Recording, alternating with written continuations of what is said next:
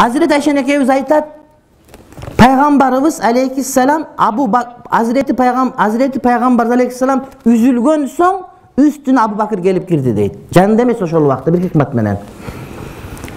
Gelip girip oğuzun Peygamberimizin iki gözünün ortasına koyup öptü deydi. Anan bu rivayatta iki kolun iki saide mına uşul karusuna koydu deydi. Başka bir rivayet ala sudga iki kolun mına iki kaysı mına janağı çıkıyına koydu deydi. Mına uşul tuğra antken adamlar gelip turup bir yerini öpkönde iki kolun men çıkıydan karmaptır ondan keyin mangdayına öptü deydi. Anan oşol yerden Peygamberimiz aleyhisselam'ı görüp "Va nebiyyah" dep şunti bir aytты deydi.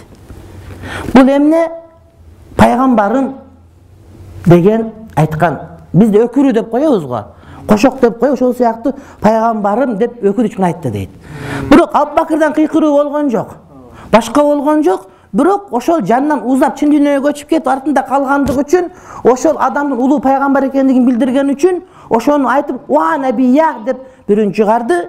Андан кийин "Ва Сафия" Кудайдын тандап алган тазасы деген бирүндү чыгарды. Анан "Ва Халила" деп эмне мен сүйүктүү досум деген бир сөздү чыгарышын айтты дейт. Ошон үчүн эгерде өтүп кеткен адамдардын өмүрү нускалуу болсо, адамдарга сабак бере турган өмүрү жакшы болсо, ошолордун өмүрү жөнүндө ырга кошуп айтып таазия билдирип, бир аз митинг кылып адамдарга сүйлөсө болот дейт. Көрдүңөрбү тууганым? Бирок бул деген беттити өкүрүп, анан жалганда мактап эмес. Эгер чындап кийинки муңга айта турган мындан нускалуу өрнөктүү өмүрү болсо, ошону айтсаң анакей. Пайгамбар эле деди. Кудайдын тандап алган Мустафасы эле деди. Жана Кудайдын өзү сүйүктүү досу, менин дагы сүйүктүү досум элем деп ушунун чыгарып айтып турматтı бир тууганым. Ана эле көрүнгөндүн бардыгын айта бериш керек эмес. Адамзаттын жашоосунда адал жашап, адамдарга бир үлгү болгон адамдар өтүп атса, мына ушунда адамдар жөнүндө бир эки ооз кеп айтып сүйлөп кое турган болсо, анда бул сүннөт жакшы маселе. Биздеги кошок кошуу, өкүрүү дегендердин түбү ушуга келип такалат. Анан бирок кыргызга бир фатва бергенде кичине тешип айтып берип койсоң, дарагы чоңойтуп, үңкүр кылып алгандай эле ашырып кетип калат да. Болбосо биздин салтыбыздын бир жаман жери деле жок негизи. Бардыгы чегара менен болчу эле. Илгери эркектер өкүргөндө кандай жанагыда комуз менен же жөн эле эркектердин кошокчулары болуп, ошолор ыр менен айтып берген санат кылып. Жарамадан сыяктуу кылыпчы.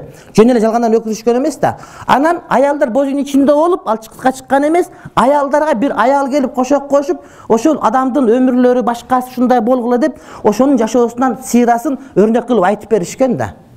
Анан жанагыдай жалганга жазылып калган мурда кошоктордун бардыгы сандыгымдын куттеле, сандыктын куттелең деп 100 миллион жыл болгон кошокторду кайталап айткан эмес. Ар бир адам өзүнө таандык болгон. Биздин кээ бир адамдар жумаларга мешитке чыгып алып, 150 жыл мурда хутбаны кайра кайталай бергенде, азыр бир кошоктор кайра кайталай берет да.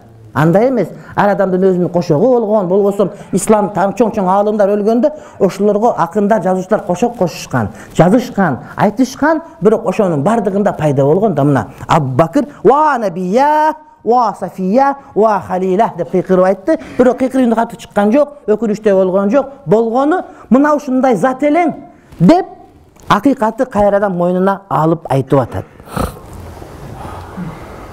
Хулафай Рашидиндердин Hidayet tapkan imamdardın adat ilgeri urmatı bir tuğandarım mına ошондой маселе. Көп чогулуштарда башкаларда айтып, же өтүп кеткен адам өткөндө эскерип ошол жөнүндө макалалар жазып, айтып жеткирүү мына ошо биздин мойнубуздагы милдет.